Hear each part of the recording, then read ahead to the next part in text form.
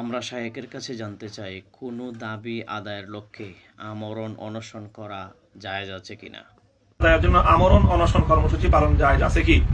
এই প্রশ্নের সুস্পষ্ট জবাব যে না ভাই, এভাবে আমরণ বা এই অনশন করা, নিজেকে কষ্ট দিয়ে নিজেকে অভুক্ত রাখার কোন কর্মসূচি পালন করা ইসলামের দৃষ্টিতে বৈধ নয়।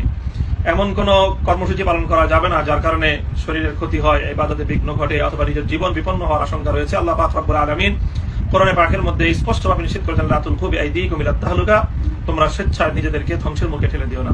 কাজেই নিজে স্বেচ্ছায় মৃত্যুকে বরণ করার জন্য অনশন করার কোনো সুযোগ ইসলাম ধর্মের মধ্যে নেই। অনশন পর্যন্ত যেতে হয়েছে এবং এখান থেকে যদি কোনো দুর্ঘটনা ঘটে, আল্লাহ না করুন, তাহলে এর জন্য অবশ্যই সম্পূর্ণ দায় সরকারের উপর বর্তাবে এবং দেশের একজন রেসপন্সিবল পার্সন হিসেবে এবং দায়িত্বশীল বিরোধী দল হিসেবে আমি মনে করি আমরাও এর দায় এড়াতে পারবো না। এখন আপনারা বলেন, এক মুখে দুই কথা যে বলে সে হচ্ছে মুনাফিক। এখন মৌলানা মামুনুল হককে কি বলবেন আপনারা? অবশ্যই কমেন্ট করবেন।